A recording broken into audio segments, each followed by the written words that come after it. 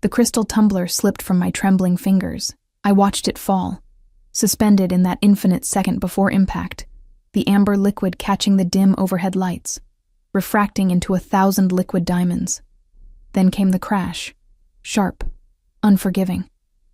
The sound sliced through the low hum of conversation in the upscale lounge, and every head turned toward the bar, toward me. Heat flooded my cheeks as I dropped to my knees, my worn sneakers squeaking against the polished marble floor. "I'm so sorry," I whispered, though no one was listening. My hands shook as I gathered the jagged pieces, each shard a reminder of how desperately I didn't belong here. "Careful, sweetie." Marcus, the head bartender, crouched beside me with a dustpan. His cologne, something expensive and woody, made my nose itch. "Third one this week. Mr. Castellano's going to notice." My stomach dropped. Mr. Castellano owned the Velvet Rose, this exclusive members-only establishment where crystal cost more than my monthly rent, where I was the newest, clumsiest hire, struggling through my probation period while my daughter's medical bills piled higher each day. "Please don't tell him," I begged, my voice barely audible. "I need this job." Marcus sighed, his expression softening. "Just try to keep it together, okay? These people—" He gestured vaguely toward the leather booths and velvet chairs where Chicago's elite lounged. "They don't notice the help unless we give them a reason to. Invisible." That's what I was. What I needed to stay. I nodded, disposing of the glass and returning to my station behind the mahogany bar. The wood felt cool beneath my palms as I steadied myself, inhaling slowly. Vanilla from the candles, expensive perfume, the faint bitterness of top-shelf liquor. I let the scents ground me, pulling my focus back to the rhythm of pouring, mixing, serving. The Friday night crowd filtered in gradually. Men in tailored suits that probably cost more than my car, women draped in silk and diamonds. They spoke in hushed tones about stocks, acquisitions, political favors. I moved among them like a ghost, refilling glasses, removing empty plates, existing only in the periphery of their gilded world. "Vodka martini extra dry," a woman with ice-blonde hair demanded without looking at me. "Right away, ma'am." My hands worked automatically now, measuring, shaking, straining. The routine calmed me. Pour, shake, serve, smile, repeat. Each task a small victory, bringing me closer to the end of my shift, closer to the paycheck that would cover Lily's next round of medications. I was reaching for the vermouth when the atmosphere shifted. It wasn't loud. Nothing about it was loud, but suddenly the air felt heavier, charged with something I couldn't name. Conversations didn't stop, but they muted, changed quality, like everyone had simultaneously remembered to watch their words. The entrance doors opened with a whisper of hydraulics. I glanced up instinctively, then froze. 3 men entered. No, 2 men flanked a third, and it was him my eyes couldn't leave. He moved with the kind of stillness that suggested coiled violence, every step deliberate, mid-30s perhaps. Dark hair swept back from a face too beautiful to be real. Sharp jawline, prominent cheekbones, lips that would have looked soft if not for the hardness in his eyes. Those eyes. Even from across the room, I felt their weight. Dark, calculating, missing nothing. His suit was black, perfectly tailored to broad shoulders that tapered to a trim waist. No tie. The top 2 buttons of his white shirt undone, revealing the hollow of his throat. A thin platinum chain glinted there, catching the light. But it wasn't his appearance that made my breath catch. It was the way everyone else reacted to him. Mr. Castellano himself emerged from his office, moving faster than I'd ever seen the elderly man move. The conversations that had merely muted before stopped altogether. Men straightened in their seats. Women adjusted their posture, their expressions shifting from relaxed to carefully neutral. Fear. That's what I was sensing. Respect tinged with unmistakable fear. "Mr. Moretti." Mr. Castellano's voice carried across the lounge, warm but strained. "We weren't expecting you tonight. Your usual table is not necessary." The younger man's voice was low, smooth like aged whiskey with a dangerous burn underneath. He spoke softly, yet somehow I heard every word. "I'm meeting someone." The corner booth. His eyes swept the room as he moved, and I ducked my head quickly, focusing intently on polishing an already clean glass, my heart hammered against my ribs. I didn't know who he was, but every instinct I possessed screamed danger.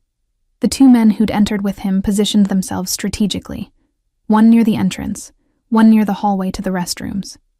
Neither sat. Both wore earpieces, and the kind of alertness that never quite blinked. Security. Or bodyguards. Who needed bodyguards in a place like this? "Elena!" Marcus appeared at my elbow, making me jump.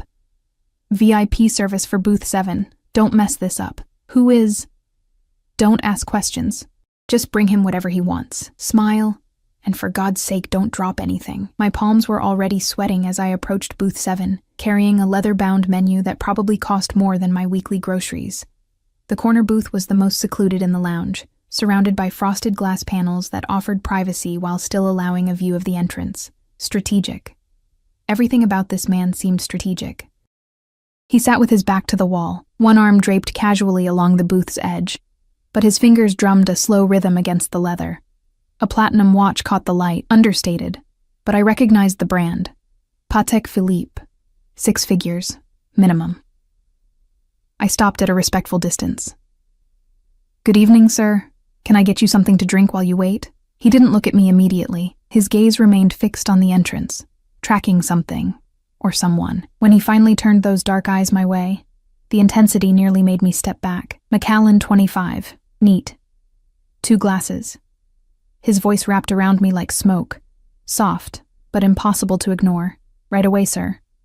I turned to leave, but his voice stopped me. "What's your name?" I glanced back, surprised. In 3 weeks of working here, not one patron had asked my name. "Elena, sir." He studied me for a moment longer than comfortable, his expression unreadable. Then he nodded once, a dismissal. My legs felt unsteady as I returned to the bar. Marcus had already pulled the Macallan, a bottle I'd been explicitly told never to touch without permission, reserved only for the most elite clientele. "Who is he?" I whispered, as Marcus poured the amber liquid into 2 crystal tumblers. "Dante Moretti." Marcus's voice dropped even lower. "Don't stare at him. Don't ask him questions. Don't do anything except exactly what he tells you. But, Elena," Marcus gripped my wrist gently but firmly. "That man owns half of Chicago's underground.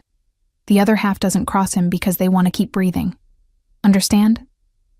Ice flooded my veins. Mafia. He was talking about the Mafia. I'd heard stories, of course. Everyone in Chicago had, but they were just that. Stories.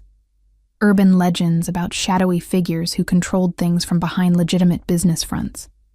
I'd never imagined I'd serve one.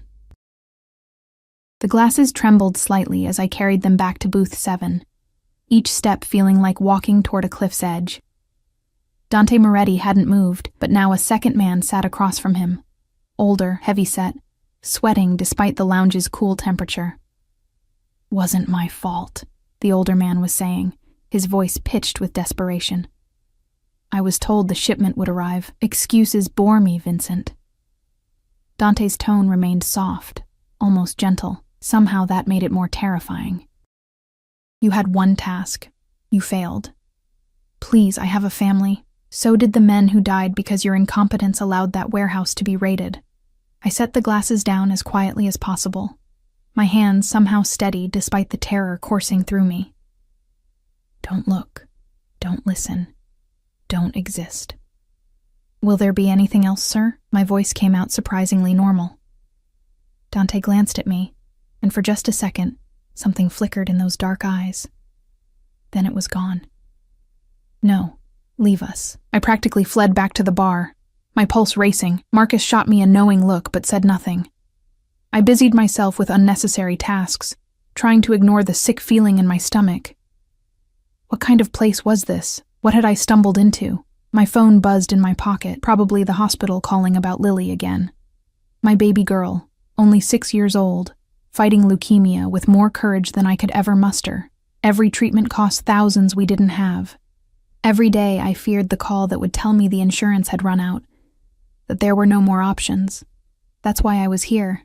Why I endured the fear, the exhaustion, the constant reminder that I didn't belong. Because invisible Elena Martinez could disappear into this gilded world and emerge with enough money to save her daughter. The older man, Vincent, left booth 7:20 minutes later, his face ashen, his gait unsteady. Dante remained, sipping his whiskey with the patience of a predator who knew his prey had nowhere to run. Then his phone rang. Even from across the room, I saw him tense.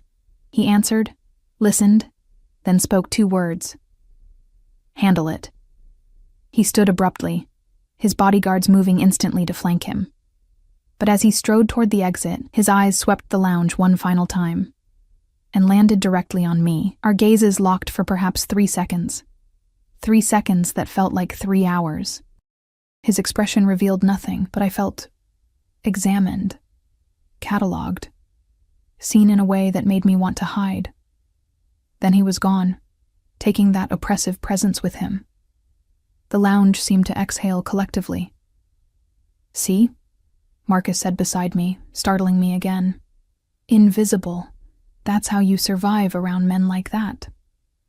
But as I cleaned booth 7 later, carefully collecting the 2 glasses, one still full, one empty, I couldn't shake the feeling that Dante Moretti had seen me. Really seen me. And somehow, that felt more dangerous than anything else tonight. I was wiping down the table when I found it. A platinum money clip, tucked into the booth's leather seating. My breath caught. The clip alone was probably worth thousands, but the bills inside. I counted quickly, my hands shaking. $10,000. My first instinct was to call Marcus, to turn it in, to do the right thing. But then I thought of Lily's pale face in that hospital bed, the bills I couldn't pay, the treatments we couldn't afford. This money could save her, could buy me time. But it belonged to a man who made grown men sweat with fear. A man whose business involved warehouses being raided and people dying. I stood there, frozen, the money clip burning in my palm like stolen fire. What would he do if I kept it? What would happen to Lily if I didn't? Before I could decide, my phone rang. Unknown number. I answered without thinking. "Hello?" Elena Martinez. That smoke-smooth voice, Dante Moretti. "I believe you have something of mine." My heart stopped. The phone felt like ice against my ear. Yes, sir. I found your money clip. I was just about to keep it." Silence stretched between us, thick with confusion. I stared at the platinum clip in my trembling hand, certain I'd misheard. "I'm sorry, what?" "You heard me." A pause, filled with something I couldn't identify. "Consider it a tip for your discretion tonight. $10,000. As a tip. For not eavesdropping on a conversation I desperately tried to ignore." "That's too much. I can't. You need it." It wasn't a question. Somehow, he knew. "Your daughter. The hospital bills. Medical debt doesn't discriminate, does it, Elena?" Cold dread washed over me, replacing the shock. "How do you know about Lily? I make it my business to know things." His voice remained soft, almost kind, which made the invasion feel worse. St. Catherine's Children's Hospital. Stage 3 acute lymphoblastic leukemia. Insurance maxed out 3 months ago. You're drowning in debt, working 2 jobs, barely sleeping. My legs gave out. I sank onto the booth's leather seat. The phone pressed so hard against my ear it hurt. "You investigated me?" "I investigate everyone who works in establishments I frequent." Matter of fact, as if researching struggling single mothers was perfectly reasonable. "You're clean. No criminal record. No debts beyond medical. You keep your head down, work hard, love your daughter. Admirable." Tears burned behind my eyes, but I blinked them back. "Why are you telling me this? Because that money isn't charity, Elena. It's insurance." "Insurance for what?" "For your silence. For your continued discretion. For understanding that what you see and hear in the Velvet Rose stays there." A breath, deliberate. "Can you do that? Could I? Should I?" Everything about this felt wrong. The money, the knowledge he had about my life, the implication that I was somehow complicit in whatever darkness he represented. but Lily's face floated before me. Those big brown eyes, so much like her father's before he abandoned us. The way she smiled even through the pain, trusting that Mommy would fix everything. "Yes," I whispered, "I can do that. Good girl." Something in his tone shifted, warmed slightly. "Use it wisely. And Elena?" "Yes?" "If you ever need anything at all, you have my number now." The line went dead. I sat there for 10 minutes, clutching the money clip, trying to understand what had just happened. A Mafia boss had given me $10,000. Had investigated my entire life, had offered... What? Protection? Help? Or had I just sold my soul without realizing it? Marcus found me eventually, his expression concerned. "You okay? You look like you've seen a ghost." "I'm fine." I stood quickly, pocketing the money clip. "Just tired. Go home. Get some rest. You've earned it. Home." My tiny apartment in Pilsen, where the radiator clanged all night and the neighbor's dog never stopped barking. Where Lily's room held more medical equipment than toys, and the walls were covered in her crayon drawings of butterflies and flowers. Symbols of hope I clung to desperately. The drive took 40 minutes through Chicago's midnight streets. I parked my ancient Honda in the building's crumbling lot and climbed 3 flights of stairs, each step heavy with exhaustion and confusion. Mrs. Chen, my elderly neighbor who watched Lily during my shifts, dozed in the armchair. She woke when I entered, smiling through her fatigue. "How was work, dear?" "Fine." "How was she?" "Sleeping now. Had a good day, ate all her dinner, did some coloring." Mrs. Chen gathered her knitting needles and stood slowly. "She asked for you, though. Always asks for you." Guilt twisted in my chest. "Thank you for staying. I don't know what I'd do without you." "Nonsense. That child is a joy." She patted my arm. "You're doing your best, Elena. That's all any mother can do." After she left, I locked the door and moved quietly to Lily's room. The nightlight cast soft shadows across her sleeping face. So small, so fragile, her dark hair spread across the pillow like silk. The IV stand beside her bed gleamed dully, a constant reminder of her battle. I knelt beside her, pressing a kiss to her forehead. She stirred slightly, murmuring something about butterflies before settling back into sleep. "I'll keep you safe," I whispered. "Whatever it takes. Even if it means accepting money from dangerous men." 3 days passed without incident. I deposited the money, explaining to the skeptical bank teller that it was a large tip from a generous patron, and immediately paid off Lily's most urgent medical bills. The relief was physical, a weight lifted from my shoulders that had been crushing me for months. But the memory of Dante Moretti's voice lingered, smooth, certain, knowing far too much about my life. I returned to the Velvet Rose for my Thursday shift, half expecting him to appear. He didn't. The lounge operated as usual, wealthy patrons, expensive drinks, my invisible presence behind the bar. Marcus seemed relieved that I hadn't quit. "You're doing better," he observed Friday evening as I prepared a complicated cocktail without spilling anything. "More confident." Because I'd slept. Really slept. For the first time in months, knowing Lily's immediate care was covered.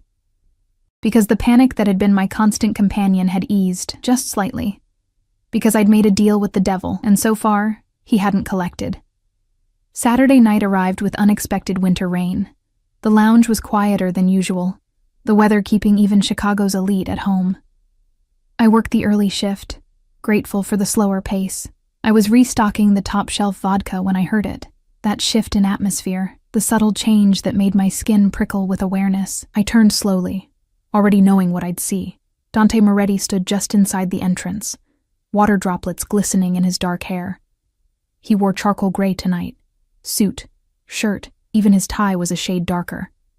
The effect made him look like a storm given human form. His eyes found mine immediately. My heart stuttered. He moved toward the bar. Not his usual corner booth, but directly to where I stood. The 2 bodyguards who'd accompanied him positioned themselves at strategic points, their presence both obvious and intimidating. "Elena." My name sounded different in his voice, intimate somehow, despite the public setting. Vodka martini, dry. Not his usual Macallan, not his usual booth. My hands shook slightly as I prepared the drink, hyper-aware of his gaze tracking my every movement. Pour, shake, strain. The routine should have calmed me, but proximity to him made everything feel charged, dangerous. I set the glass before him, proud that it didn't rattle. "Will there be anything else, sir? Dante." He lifted the glass, studying the clear liquid. "When we're alone, you call me Dante." We weren't alone. Marcus was 10 feet away, 2 other bartenders worked the far end, and at least 20 patrons occupied the lounge. But somehow, it felt like only the 2 of us existed. "I shouldn't." "You used the money well," not a question. A statement. "Your daughter's immediate treatments are covered. You slept properly for the first time in 4 months." How did he know I'd slept? Had he been watching? The thought should have terrified me. Instead, a strange warmth bloomed in my chest. Someone had noticed my exhaustion, my struggle, my relief. "Thank you," I managed. "I don't know how to repay." "Don't." His tone sharpened slightly. "That money was a gift, not a loan. You owe me nothing. Then why—" "Who were you talking to?" He interrupted, his eyes suddenly intense. "Tuesday night, after closing. In the parking lot, confusion swept through me. Tuesday? I'd talked to Mrs. Chen briefly when she'd helped carry Lily to the car for a late hospital appointment, and then— "My ex-husband called," I said slowly, remembering the unwelcome conversation. "Asking for money, as usual. I told him no." Something dark flashed across Dante's face. "Your ex-husband." The words came out flat, dangerous. "Lily's father." "He's not her father," I corrected, surprised by the venom in my own voice. "Fathers don't abandon sick children because treatment costs too much and life gets hard." Dante's fingers tightened around his glass. "What's his name?" "Why?" "His name, Elena." The command in his voice made me answer automatically. David Torres. But he's not, he's irrelevant. He hasn't been part of our lives in over a year. He called you at 11:43 p.m. on Tuesday. The conversation lasted 4 minutes. He asked you for $8,000. Dante recited the facts like reading a report. An ice slid down my spine. You refused. He became aggressive. You hung up. "You were listening?" My voice rose slightly, drawing a glance from Marcus. I lowered it immediately. "You had someone watching me?" "I protect what's mine." The possessiveness in those words stole my breath. We're not, I barely know you. You took my money. You agreed to my terms. That creates a connection." He leaned forward slightly, and I caught his scent. Expensive cologne, rain, and something darker underneath. "Whether you acknowledge it or not." This was insane. He was a criminal, a dangerous man who made people disappear and controlled Chicago's underworld. I should run, quit this job, take Lily and disappear, but I didn't move. "I don't understand what you want from me," I whispered. His eyes softened fractionally. "I haven't decided yet." Before I could respond, his phone buzzed. He glanced at it, his expression hardening instantly. When he looked back at me, the momentary softness had vanished, replaced by cold calculation. "I need to go." "But Elena—" He stood, adjusting his cufflinks with practiced ease. "Stay away from your ex-husband. If he contacts you again, you tell me immediately. I can handle—" "You think you can?" He moved closer, close enough that I had to tilt my head back to maintain eye contact, close enough that I felt the heat radiating from him. But men like David Torres are parasites. They sense weakness and exploit it. You're vulnerable right now, and that makes you a target. I've been vulnerable my entire life.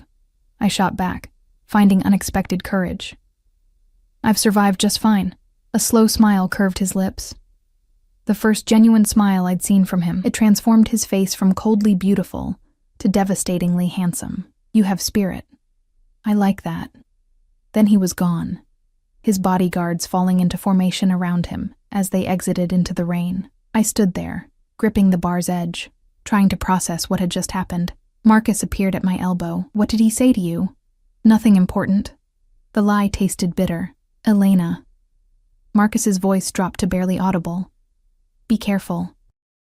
Dante Moretti doesn't talk to people, especially not service staff, unless he has a reason. And his reasons are never simple. I nodded mutely, but my mind was already elsewhere. Dante had been watching me, had someone monitoring my calls, my movements, had inserted himself into my life with the casual arrogance of someone accustomed to owning things. Should I be terrified? I was. But beneath the terror lurked something else. Something warm and dangerous and utterly foolish.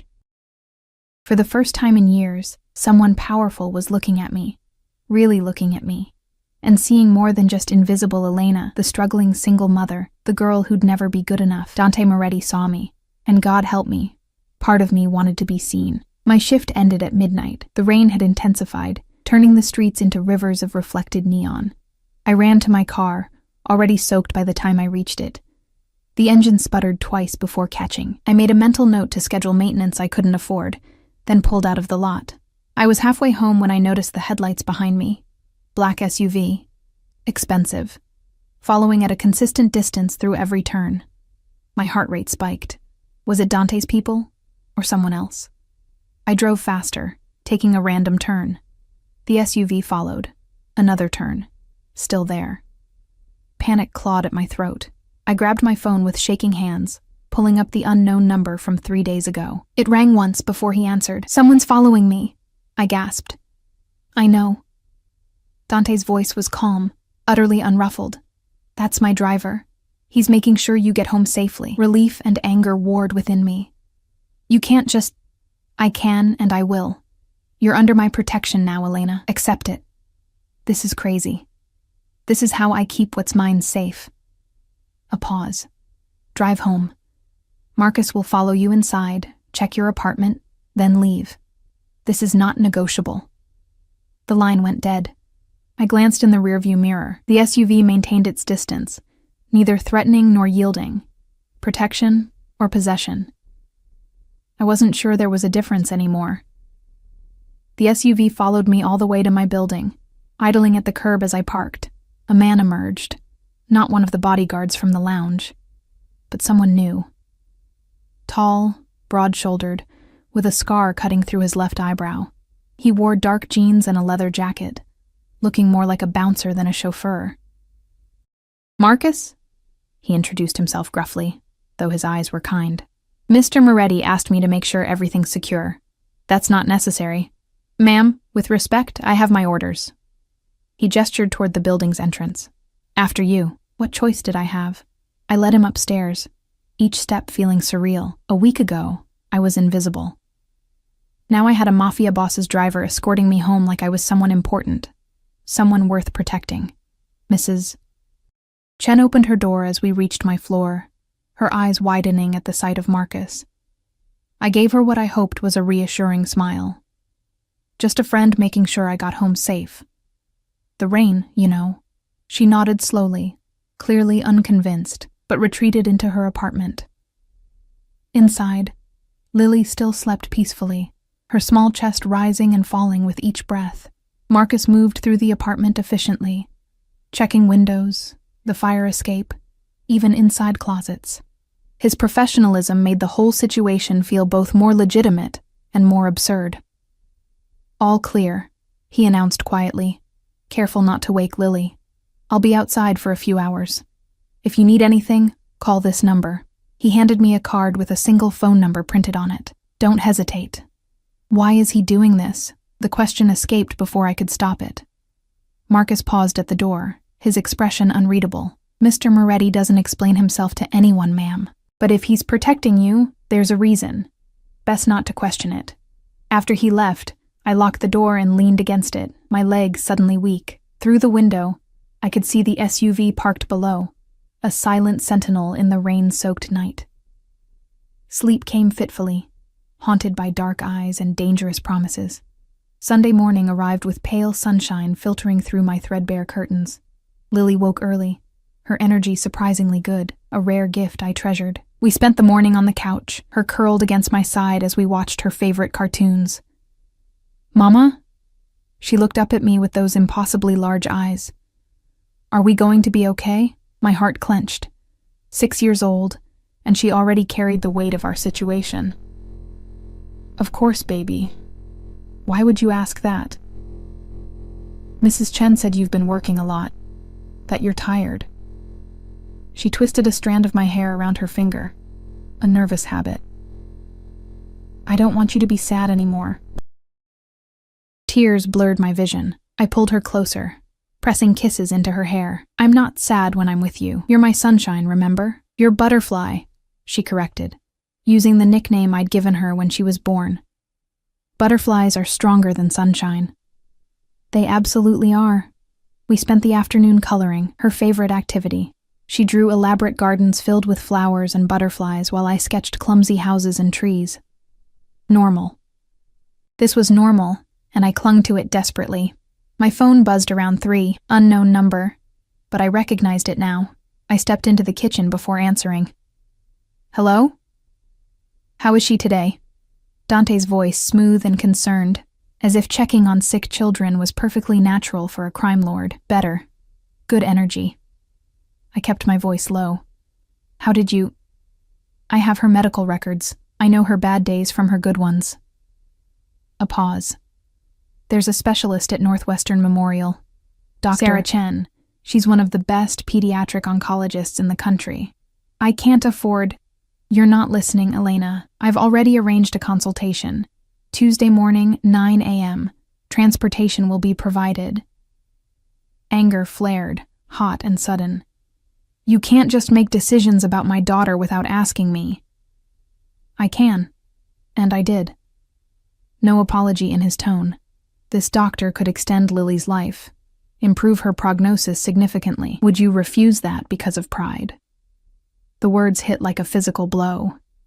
That's not fair. Life isn't fair, Elena, but I'm offering you a chance to change yours. Take it. He hung up before I could respond. I stood there, gripping the phone, torn between gratitude and fury. He was right. Damn him, he was right. If this doctor could help Lily, I'd swallow my pride, my fear, my objections. I'd accept help from the devil himself. Maybe I already had. Monday night at the Velvet Rose felt different. I moved through my shift hyper-aware, waiting for Dante to appear. He didn't. But his presence lingered anyway, in the way other patrons glanced at me with new curiosity, in Marcus's protective nods from across the room, in the weight of the phone number burning in my pocket. Tuesday morning dawned cold and clear. The black SUV arrived at 8:30, Marcus behind the wheel. Lily's eyes went wide as we climbed into the leather interior. Mama, whose car is this? A friend's, I lied, buckling her in. He's helping us get to your appointment. Northwestern Memorial towered above us, all glass and steel in intimidating efficiency. Marcus escorted us to the oncology wing, where a receptionist immediately recognized our names and ushered us to a private waiting area. This is fancy, Lily whispered, taking in the comfortable chairs and children's play area. Are we in the right place? Before I could answer, a woman in her late 40s entered, Asian, elegant, with kind eyes behind wire-rimmed glasses. Elena, I'm Dr. Chen, and you must be Lily. She shook my daughter's hand solemnly, treating her like a person rather than a patient. I liked her immediately. The examination was thorough, gentle, and hopeful. Chen explained treatment options I'd never heard of, clinical trials that showed promise, alternative therapies that could reduce side effects. She spoke directly to Lily when appropriate, including her in decisions about her own care. Your current treatment protocol is outdated, Dr. Chen said finally, meeting my eyes. I'd like to enroll Lily in a trial we're conducting. It's showing remarkable results, 78% remission rate for her specific leukemia type. What's the cost? The question lodged in my throat. The trial covers all treatment costs. You'd only be responsible for standard hospital fees, which, she glanced at her tablet, have also been covered by a benefactor. Your only expense would be time and commitment to the treatment schedule. Tears spilled down my cheeks. I tried to wipe them away quickly, not wanting to frighten Lily, but they kept coming. I don't understand. Why would someone... Because your daughter deserves a chance. Dr. Chen's voice softened. And because someone believes you both deserve relief from this burden. Dante. This was all Dante. The appointment concluded with paperwork, treatment schedules, and a prescription for new medications. As we left, Lily clutched a stuffed butterfly the nursing staff had given her, her smile brighter than I'd seen in months. "Mama, I like this doctor. She's nice." "She is, baby. She's going to help you get better." "Will I lose my hair?" Practical question. Pragmatic child. "Maybe. But it'll grow back even more beautiful." "Like a butterfly coming out of a cocoon?" "Exactly like that." Marcus drove us home in comfortable silence. As we pulled up to my building, he handed me a sealed envelope. From Mr. Moretti. Inside, a note in bold, masculine handwriting. "You're welcome. Come to the Velvet Rose tonight. We need to talk. D." The paper trembled in my hand. A summons, not an invitation. Mrs. Chen agreed to watch Lily that evening, though her expression remained worried. "Are you in some kind of trouble, dear?" "No," I assured her. "Just complicated gratitude." The Velvet Rose felt different that night. Tuesday was traditionally slower, but tonight, the lounge buzzed with an unusual tension. Men in expensive suits occupied every booth, their conversations hushed and urgent. I recognized some faces from news broadcasts, politicians, businessmen, people who made Chicago run, and in the corner booth, surrounded by a subtle perimeter of bodyguards, sat Dante Moretti. He wore navy tonight, the color making his dark eyes appear almost black. His attention was fixed on a tablet before him, but the moment I entered, his gaze lifted and locked onto mine. My breath caught. He gestured slightly. "Come here." My feet carried me forward on autopilot. The bodyguard stepped aside, allowing me passage into his domain. Up close, I could see the faint stubble along his jaw, the slight shadows beneath his eyes suggesting he slept as poorly as I did. "Sit." Not a request. I slid into the booth across from him, my hands clasped tightly in my lap. "Thank you for Dr. Chen, for everything. I don't know how to..." "Did she accept the treatment protocol?" "Yes. We start next week." Satisfaction flickered across his features. "Good. Lily will respond well. Dr. Chen is the best." "Why are you doing this?" The question burst out. "You don't know us. We're nothing to you." "You're not nothing." His voice dropped lower, intimate despite the public setting. "You're mine, Elena. The moment you accepted that money, you became mine to protect, mine to care for. Mine." The possessiveness should have frightened me. Instead, warmth bloomed in my chest, dangerous and intoxicating. I didn't agree to belong to anyone. "Didn't you?" He leaned forward, and suddenly the space between us felt charged. "You took my money. You let my driver follow you home. You brought your daughter to my doctor. Every choice you've made has bound you tighter to me. That's not fair. I told you before. Life isn't fair." His eyes held mine captive. "But I am offering you something fair, Elena. Protection, security, everything you need for Lily and for yourself. All I ask in return is loyalty." Loyalty to a criminal? The words escaped before I could stop them. Instead of anger, amusement curved his lips. Criminal is such a harsh word. I prefer businessman with flexible ethics. The humor faded quickly. "But yes, Elena, I'm asking you to be loyal to a man who operates outside the law, who does terrible things to maintain power, who would burn this city down to protect what's his." "And what am I to you, exactly?" The question hung between us, heavy with implications I wasn't ready to examine. "I haven't decided yet," he repeated his words from days ago. "But I will. Soon." One of his bodyguards approached, leaning down to whisper something. Dante's expression hardened instantly. "Excuse me. Business." He stood, then paused. "Don't leave. I'll return shortly." He disappeared into a back room I'd never noticed before, taking his security with him. I sat alone in the booth, my mind spinning. This was madness. Complete, utter madness. But Lily had a chance now, a real chance at survival, at life beyond hospital rooms and medical bills. How could I turn away from that? 20 minutes passed, 30. I was debating whether to leave when raised voices echoed from somewhere beyond the lounge. Not shouting exactly, but intense. Angry. Then a crash. Glass breaking, the lounge's main doors burst open. A man stumbled in. David, my ex-husband. His clothes were disheveled, his eyes wild with desperation and something else.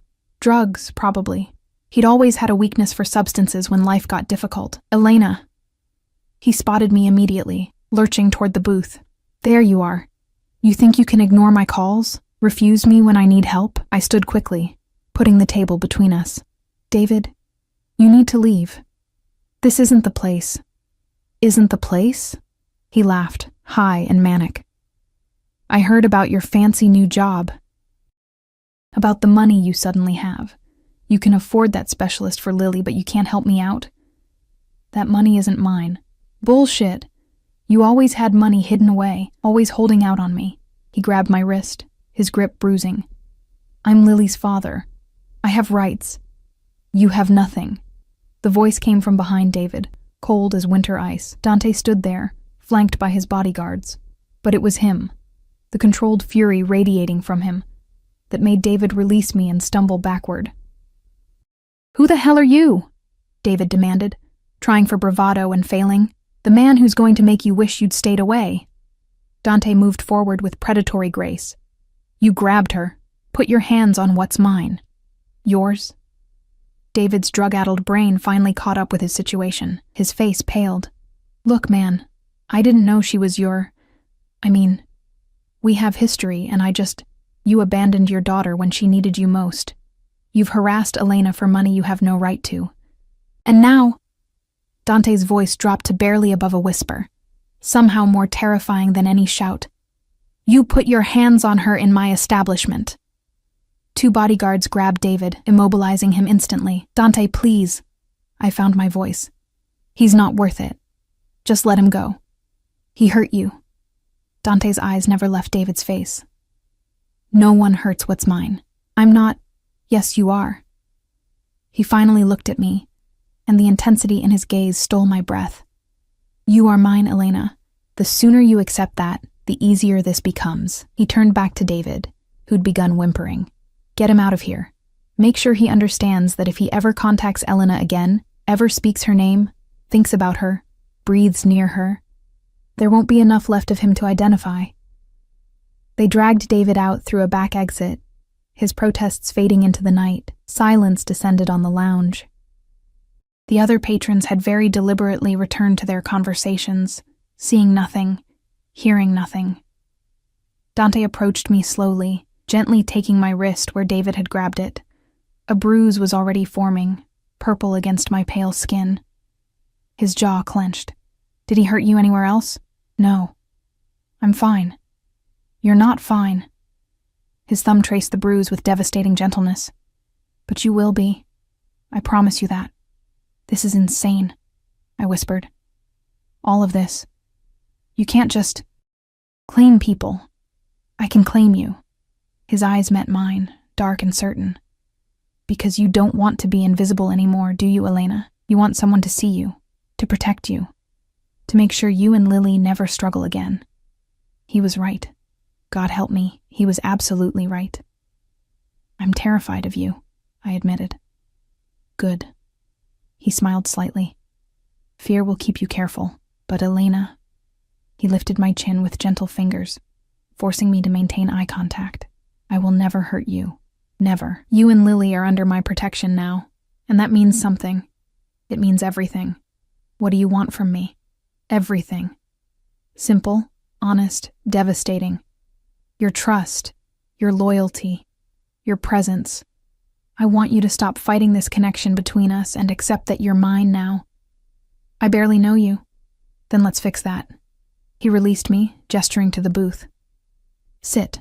Talk to me. Tell me about Lily, about your dreams, about who Elena Martinez is beyond the struggling mother and invisible bartender. And despite every logical thought screaming at me to run, I sat. Because Dante Moretti saw me, and I was tired of being invisible. We talked until the lounge closed. Not about his business. He deflected those questions with practiced ease. Instead, he asked about Lily. About her favorite colors, purple and yellow, her obsession with butterflies. She'd made me promise to take her to a butterfly conservatory when she got better. Her surprising vocabulary. She read constantly, devouring books faster than I could borrow them from the library. She sounds remarkable, Dante said, genuine warmth in his voice, like her mother. Heat crept up my neck. I'm not remarkable. I'm just trying to survive. Survival takes remarkable strength. He poured more water into my glass. I'd refused alcohol, needing my wits sharp around him. Tell me about before Lily got sick. So I did. I told him about community college classes I'd abandoned when David left, about dreams of becoming a teacher that felt impossibly distant now, about my mother, who died when I was 19, leaving me alone in a city that didn't care about girls like me, about the art I used to create, charcoal drawings mostly, sketches of Chicago's architecture and hidden corners. You gave up a lot, he observed. I didn't give up anything. I chose Lily. Every time I choose her. What if you didn't have to choose? He leaned back, studying me with that intense focus that made me feel simultaneously exposed and cherished. What if you could have both? Lily's health and your dreams. That's not how life works, not for people like me. It is now. He pulled out his phone, typed something quickly. I'm enrolling you in courses at DePaul. Spring semester starts in January, part-time, flexible schedule, education degree, since that's what you wanted. My mouth fell open. You can't just... I can. I did. He silenced my protest with a raised hand. Your tuition is paid. Your books are covered. You'll attend classes while Lily's in treatment, and Mrs. Chen will continue watching her when needed, at triple her current rate. Dante, this is not negotiable, Elena. His voice gentled. You've spent years sacrificing everything for your daughter. Let me give you something back. Tears threatened again. I blinked them away furiously. Why? Why would you do all this for someone you barely know? He was quiet for a long moment, his fingers drumming that slow rhythm against the table. When he spoke, his voice carried a weight I hadn't heard before. When I was 7, my mother got sick. Cancer, like Lily. My father. He was nothing then, just a low-level enforcer trying to climb the ranks. We had no money, no insurance, no options. I held my breath, sensing something important. She died 6 months later, painful, slow, undignified. And I watched my father break from it. He became ruthless, driven by the promise he'd made to her dying body, that no one in our family would ever suffer like that again, that he'd build an empire that could protect us from life's cruelties. Dante's eyes met mine. He succeeded, built something powerful from nothing. But my mother was already gone. Understanding dawned. Lily reminds you of... No. He cut me off sharply. Lily reminds me of every child who deserves a chance my mother never got. And you, his voice softened. You remind me that not everyone who struggles is weak, that sometimes the strongest people are the ones barely holding on. The vulnerability in his admission stole my breath. This dangerous man, this criminal who made others tremble, had just exposed something raw and precious. I don't know what to say, I whispered. Say you'll accept my help. Say you'll stop fighting me at every turn. He reached across the table, his hand palm up, an invitation rather than a demand. Say you'll let me take care of you, Elena. I stared at his hand, strong, scarred across the knuckles, capable of both violence and tenderness. Every rational part of my brain screamed warnings, but my heart, that traitorous organ, yearned toward him like a flower-seeking sun. Slowly, I placed my hand in his. His fingers closed around mine, warm and secure, and something clicked into place, something that felt dangerously like belonging. There, he murmured. Was that so difficult? Terrifying, I admitted. Absolutely terrifying. His smile was genuine, transforming his features. Good. That means you're smart. He stood, pulling me gently to my feet. Come. I'll drive you home. You don't have to. I want to. The drive through Chicago's sleeping streets felt surreal. Dante drove himself, a sleek black Mercedes with interior that smelled of leather and his cologne. Classical music played softly through the speakers, something mournful and beautiful. Chopin, he said, noticing my attention. Nocturnes. My mother used to play them. She was a pianist, before marriage, before children, before cancer. She was going to perform professionally. Sadness tinged his voice, another dream sacrificed. We pulled up to my building far too quickly. Dante killed the engine but made no move to leave. Instead, he turned to me, his expression serious. "David won't bother you again. I've made certain of that." "What did you do to him?" Part of me didn't want to know. Part of me desperately needed to. "Nothing permanent. Yet." His tone hardened. "But he understands now that you're protected. That touching you means death." The casual way he mentioned death should have horrified me. Instead, a twisted sense of safety washed over me. No one had ever protected me before. Not like this. I should go. "Mrs. Chen will worry, Elena." He caught my hand as I reached for the door. "One more thing." I turned back, finding his face inches from mine. My breath hitched. "I meant what I said. You're mine now. That means no other men, no dates, no flirtations, nothing." Possessiveness burned in his eyes. "Understand? We're not. You haven't." I stumbled over the words. What exactly are we? I don't know yet. Honesty, brutal and raw. But I know I want you. I know I think about you constantly. I know seeing that bruise on your wrist made me want to tear your ex-husband apart with my bare hands. He lifted our joined hands, pressing his lips to my bruised wrist with devastating gentleness. "So until I figure out exactly what this is, you're mine. Exclusively. That's not fair. You can't claim exclusivity without..." "Can't I?" A challenge in his voice. "Tell me you don't feel this. Tell me you don't lie awake thinking about me, wondering what it would be like to stop fighting and just surrender." I couldn't. Because he was right. "I'm scared," I whispered. "I know." He cupped my face with his free hand, his thumb tracing my cheekbone. "But I've got you, Elena. I've got you and Lily both. You're safe now. I promise." Then he leaned in and kissed me, soft at first, gentle, giving me space to pull away. But I didn't. Instead, I melted into him, my hand fisting in his shirt, pulling him closer. The kiss deepened, turned hungry, desperate, like we were both drowning and each other was air. When we finally broke apart, both breathing hard, he rested his forehead against mine. "Go inside before I do something we're not ready for," he murmured.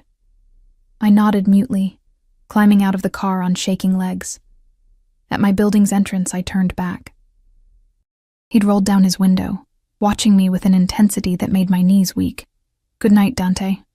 Good night, Elena. Sleep well, knowing you're protected." I watched him drive away before heading upstairs, my fingers pressed to my lips, still feeling the ghost of his kiss. Mrs. Chen took one look at my face and smiled knowingly. Complicated gratitude indeed. The next 2 weeks passed in a blur of new normalcy. Lily started her treatment protocol at Northwestern, responding better than anyone dared hope. The clinical trial drugs made her tired, but didn't trigger the violent nausea her previous treatments had. She even gained a little weight, color returning to her pale cheeks. Dr. Chen was cautiously optimistic. "Her numbers are improving. If this continues, we might see remission by spring." Spring. The word felt like prayer, like promise. I enrolled in classes at DePaul: Introduction to Education Theory, Child Psychology, Mathematics for Elementary Teachers. The campus felt foreign at first, surrounded by students who'd never had to choose between textbooks and groceries. But gradually, I found my rhythm. Studied during Lily's treatment sessions, completed assignments while she slept. Mrs. Chen, thrilled by her increased pay, practically glowed with pride over her expanded role in our lives. And Dante wove himself into the fabric of my existence with quiet persistence. He didn't visit the Velvet Rose often, but when he did, his eyes found mine immediately. Sometimes he'd sit at the bar, watching me work with possessive satisfaction. Other times he'd summon me to his booth, asking about Lily's progress, my classes, my day. He sent flowers to the apartment, never roses, always wildflowers that reminded me of freedom rather than romance. He arranged for my car to be serviced, replacing parts I didn't know were broken. He had groceries delivered weekly, always with Lily's favorite snacks included. Small things, constant things, things that said, I'm here, I'm watching, you're mine. We didn't kiss again, though the tension between us built with every interaction.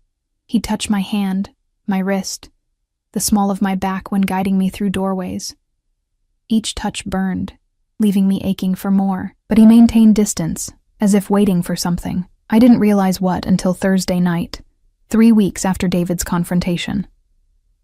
I was leaving the Velvet Rose after closing when Marcus approached, his expression apologetic.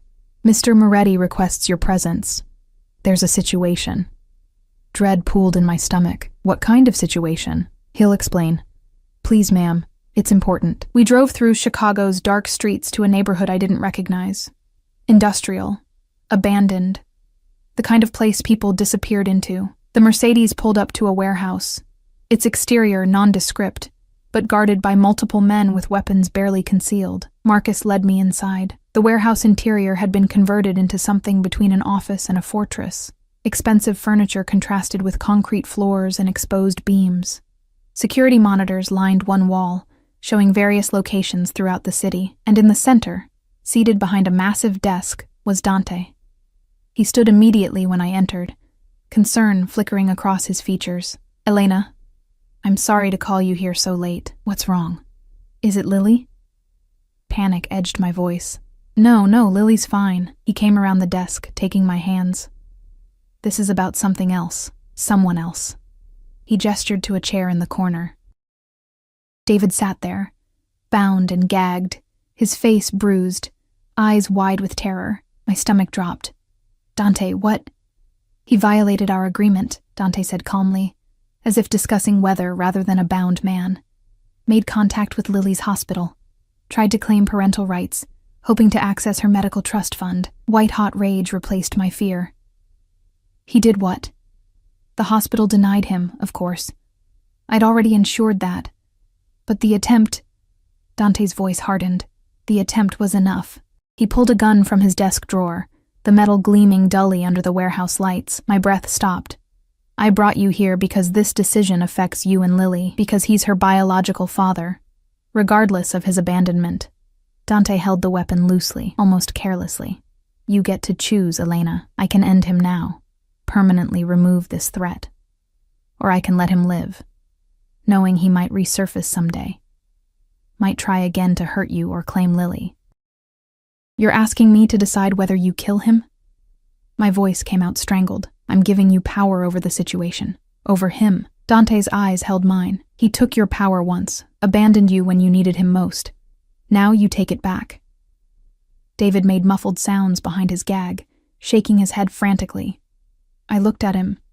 This man I'd once loved, who'd given me Lily but couldn't handle the responsibility of fatherhood. Who'd run when life got difficult, leaving us to drown. I should have felt something. Pity, perhaps. Residual affection. Something human. I felt nothing. If you let him live, can you guarantee he'll never come near us again? Yes. Dante's certainty was absolute. I'll ensure it. Then let him live. I met David's terrified eyes, but make him understand that he's dead to us.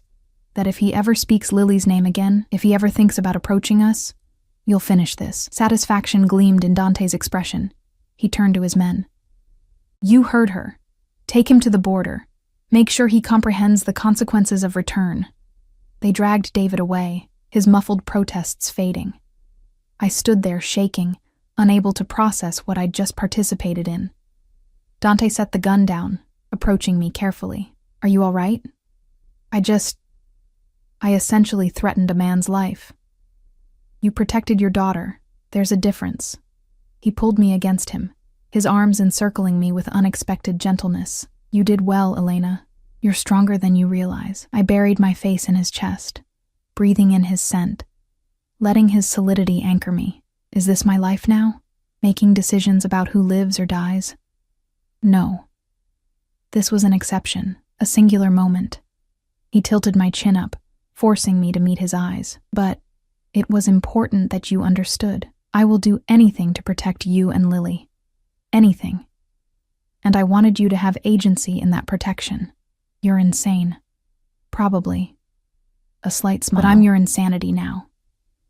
He kissed me then, deeper than before, more demanding. His hands tangled in my hair, holding me captive, and I surrendered to it, to him, to this dark, dangerous connection that defied every logical thought. When we broke apart, his eyes had darkened with desire. Come home with me tonight. It wasn't a question, but it wasn't quite a command either, a request from a man who wasn't used to requesting anything. I can't. Lily is with Mrs. Chen, who I've already compensated for the night. Your daughter is safe, cared for, and completely unaware of any of this. His thumb traced my lower lip. Come home with me, Elena. Let me show you what it means to be mine. Every rational thought screamed at me to refuse, to maintain boundaries, to protect myself, but I was tired of being rational. Tired of boundaries. Tired of protecting myself from the one person who actually wanted to protect me. Okay, I whispered. His smile was victorious, possessive, and devastatingly beautiful. Then let's go home. Dante's home wasn't what I expected. I'd imagined something ostentatious, a mansion dripping with excess, all marble and gold leaf. Instead, Marcus drove us to a modern high-rise in River North, its glass exterior reflecting the city lights like captured stars. The penthouse occupied the entire top floor. The elevator opened directly into the living space.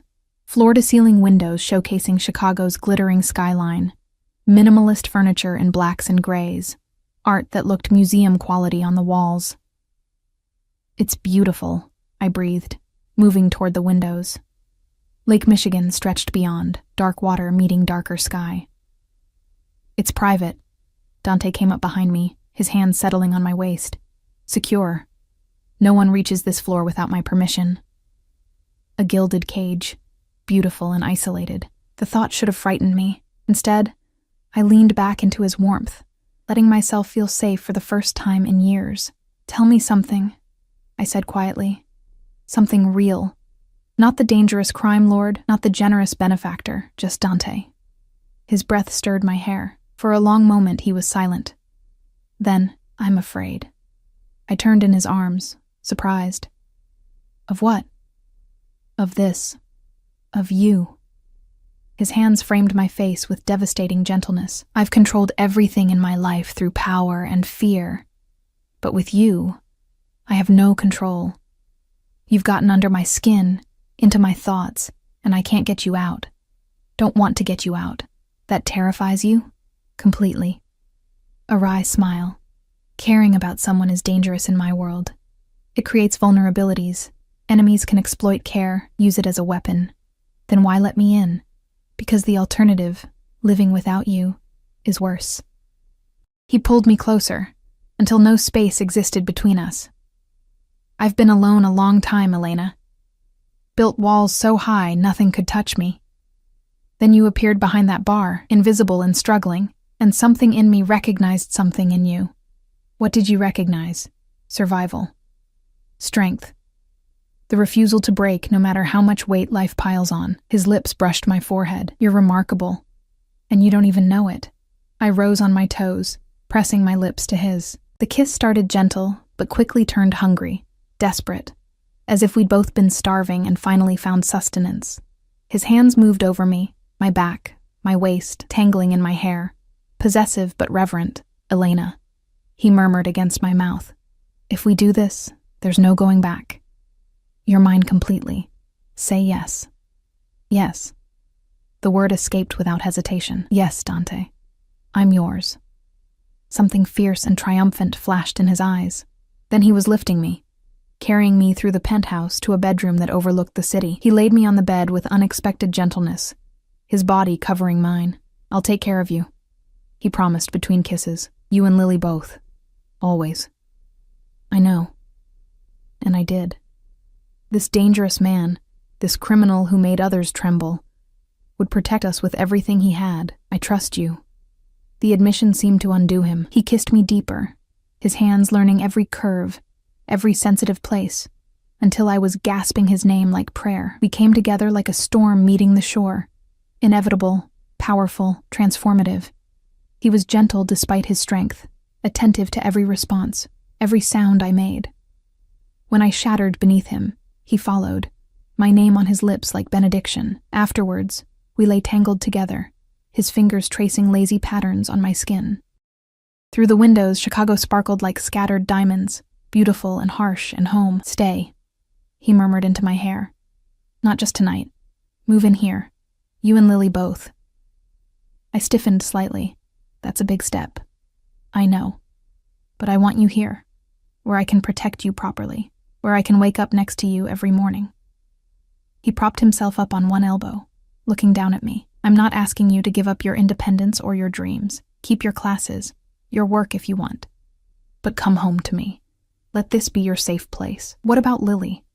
How do I explain? Tell her the truth, that you met someone who cares about you both, that he wants to help, to be part of your family.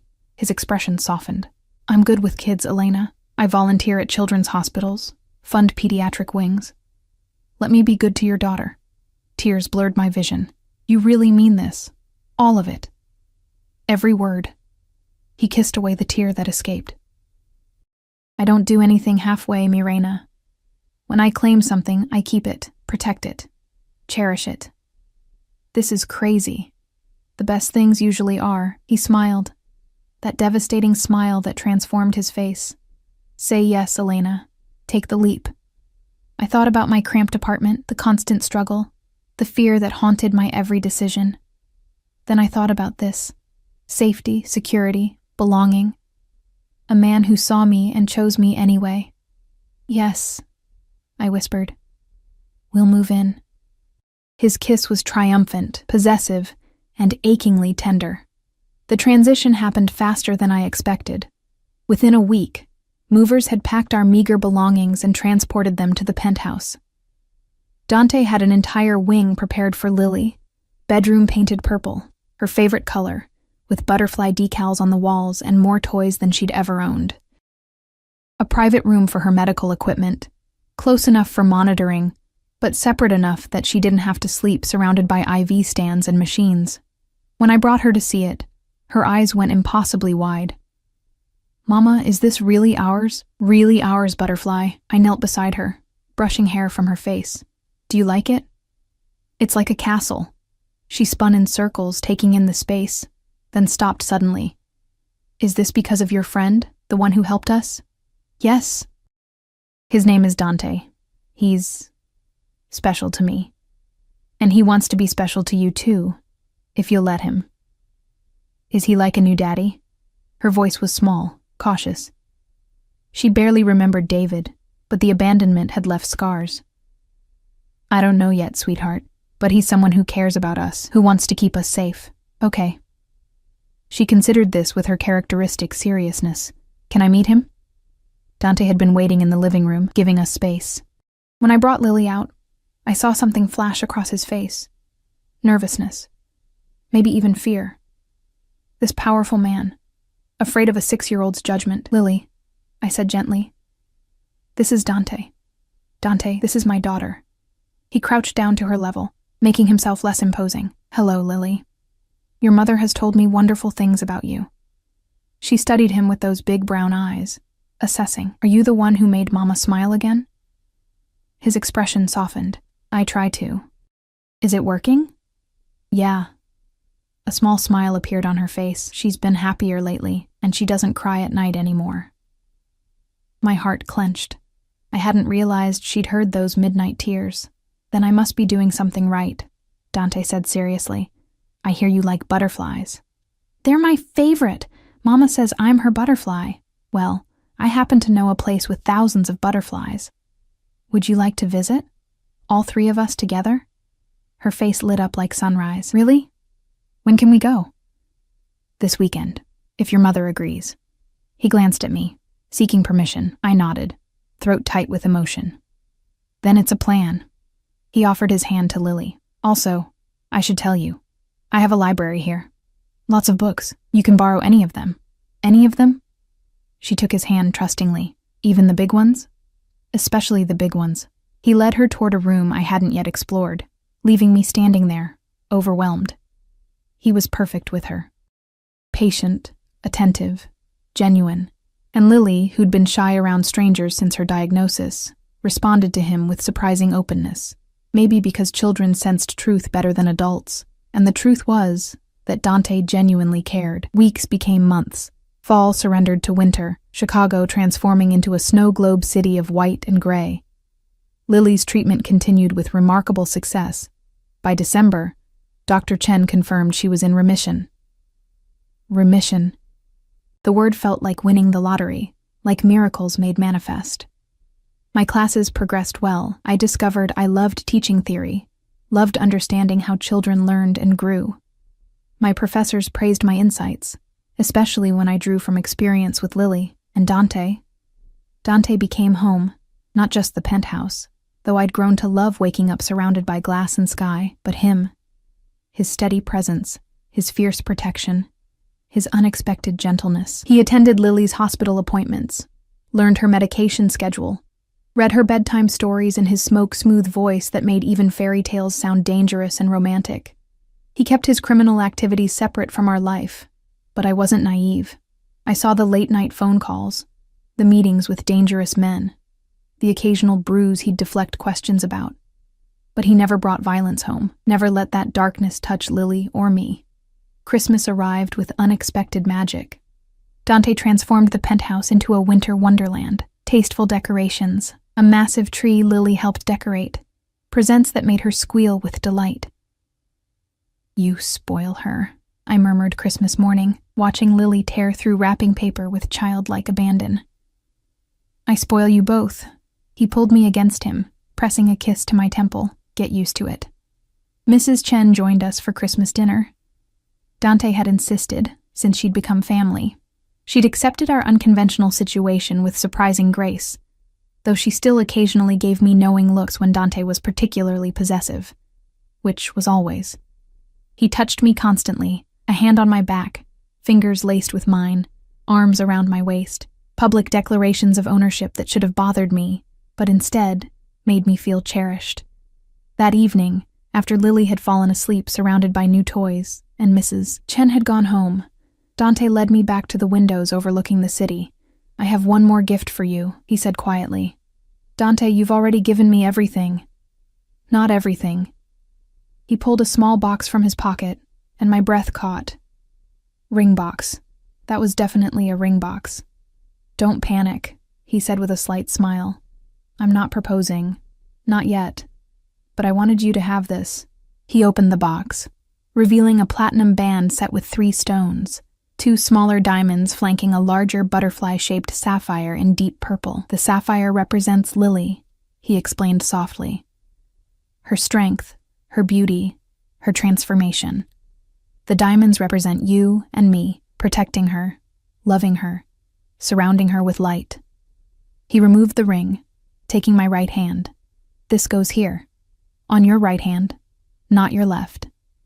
Because when I propose, and I will, Elena, it'll be with a different ring, but I wanted you to have this now, a promise that I'm committed to this family we're building."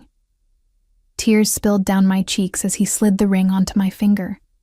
It fit perfectly, catching the light, the butterfly sapphire seeming to glow. "It's beautiful," I whispered. "You're beautiful. You and Lily both." He cupped my face, wiping away tears with his thumbs. "I love you, Elena. I know it's fast. I know it's complicated, but I love you. You've transformed my life as surely as Lily's transforming from sick to healthy, and I want forever with you. I love you too." The words felt like freedom, like finally letting go of fear.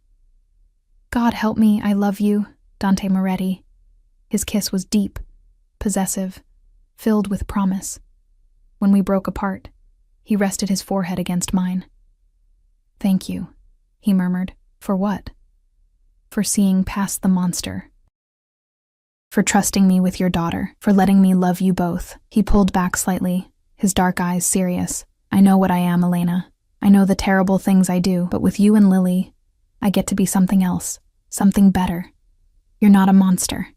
I pressed my hand over his heart, feeling its steady rhythm. Monsters don't volunteer at children's hospitals. Don't cry during animated movies when they think no one's watching. Don't read bedtime stories with different voices for each character. He laughed softly. You notice that? I notice everything about you, I smiled. Just like you notice everything about me. True. He sobered slightly. There's something else I need to tell you. Something I've been working on. Nervousness flickered through me. What? I'm transitioning out of certain activities, divesting from the more violent aspects of my business. He held my gaze steadily. It'll take time. You don't just walk away from my world. But I'm building legitimate operations, investing in real estate and technology, creating something clean that won't put you or Lily in danger. Shock rendered me speechless. You're going legitimate? For us? For all of us. Because I want to grow old with you, Elena. I want to walk Lily down the aisle someday. I want grandchildren who know me as a businessman, not a criminal. His voice roughened with emotion. I want a future that doesn't end in prison or violence, and you've made me want to be worthy of that future. You're already worthy. I pulled him down for another kiss, pouring everything I felt into it. Love, gratitude, hope. When we finally separated, both breathing hard, he smiled. Come to bed, mi reina. Let me show you exactly how much I love you. What about Lily? Is sleeping peacefully in her purple butterfly castle, with the monitor on so we'll hear if she needs anything. He lifted me effortlessly, carrying me toward the bedroom. And Mrs. Chen is on speed dial. Stop worrying and let me worship you properly. I laughed, the sound free and genuine. When did I become someone who gets worshipped? The moment I saw you behind that bar. He laid me on the bed, his body covering mine. You just took a while to notice. We made love slowly, tenderly, like we had all the time in the world, because we did. Dante had given me that. Time, security, the freedom to breathe without constant fear. Afterwards, wrapped in his arms with the city glittering beyond our windows, I felt something I hadn't experienced in years. Peace. Spring arrived with unexpected warmth, Chicago shaking off winter's grip.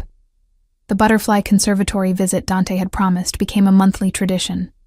Lily never tired of walking among the flowers, while butterflies landed on her shoulders, her hands, her hair. Look, Mama, she called during our March visit, a monarch perched on her finger. He likes me. Of course he does, Dante said, crouching beside her. Butterflies recognize their own kind, beautiful, strong, transforming. She giggled, then carefully transferred the butterfly to Dante's hand. Now you have one too, he smiled. That genuine smile he reserved only for Lily and me. So I do. Thank you, butterfly. Watching them together, I felt my heart swell almost painfully. This was family, real, chosen, built on love rather than biology. That evening, after Lily had fallen asleep, Dante led me to the living room where a canvas waited on an easel, covered with cloth. I have something for you, he said, suddenly nervous. Another gift? Dante, just look. He removed the cloth. My breath caught. It was a painting, professional, gorgeous, depicting the three of us at the butterfly conservatory.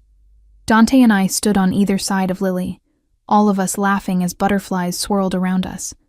But the artist had captured something deeper. The way Dante's hand rested protectively on Lily's shoulder.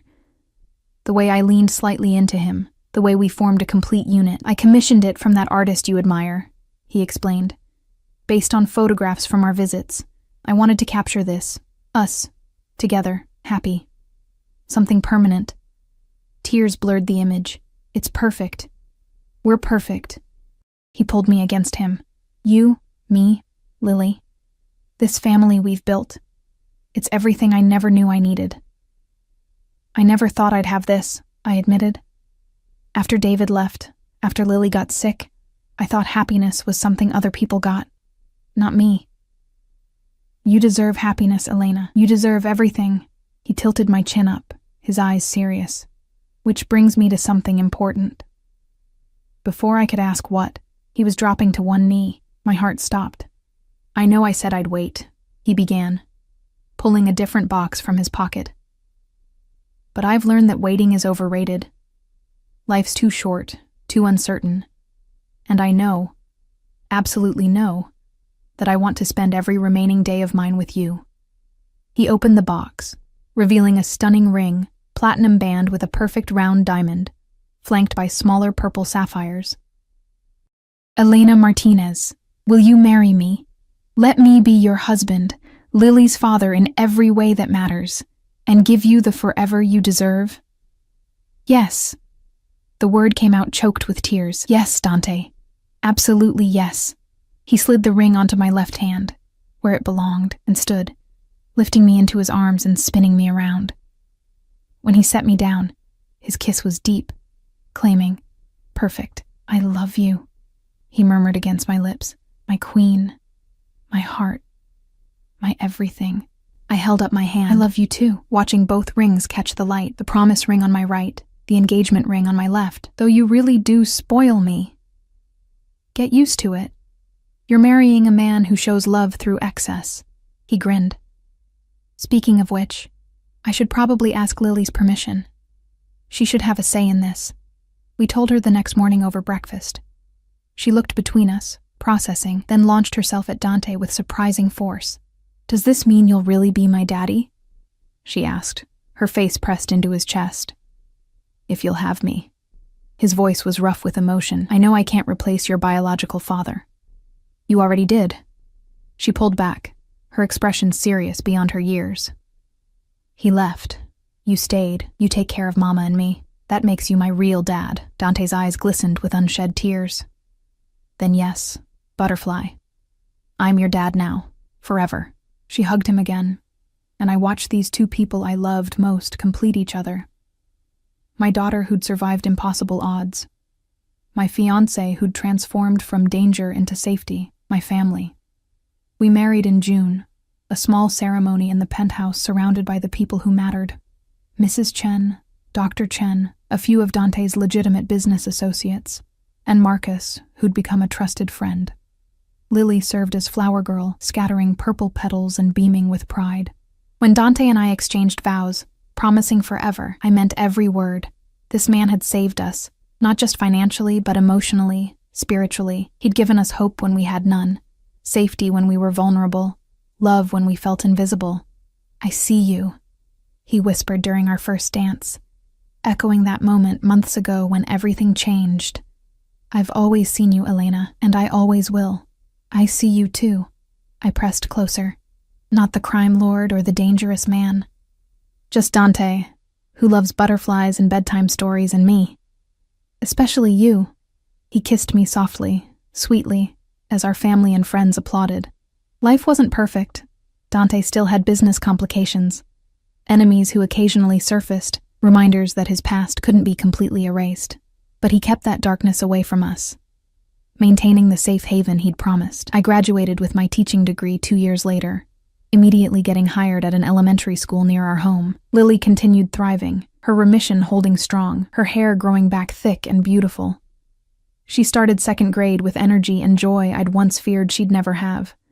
And Dante transformed his empire piece by piece, becoming the legitimate businessman he'd promised. It took 5 years of careful maneuvering, but eventually, his name appeared in business journals for philanthropy and real estate ventures, rather than whispered criminal allegations. We had 2 more children, a son named Antonio and a daughter named Sophia, giving Lily the siblings she'd always wanted. Our family grew, expanded, filled the penthouse with laughter and chaos and love. Sometimes, late at night when everyone slept, I'd stand at those floor-to-ceiling windows and remember the girl I'd been, invisible Elena, struggling behind the bar, certain she'd never deserve more than survival. But I wasn't that girl anymore. I was Elena Moretti, wife, mother, teacher, beloved, seen, cherished, safe. And when Dante would find me at the windows, wrapping his arms around me from behind, I'd lean into him and feel nothing but gratitude for the chance encounter that changed everything, for the dangerous man who became my sanctuary, for the life we'd built from impossible circumstances. "What are you thinking?" He'd murmur into my hair. "That I love you. That I'd choose you again, every single time." "Good." His arms would tighten. "Because you're stuck with me, Mirena." Forever.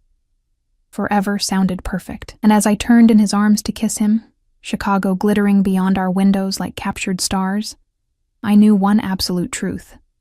I was no longer invisible. I was home.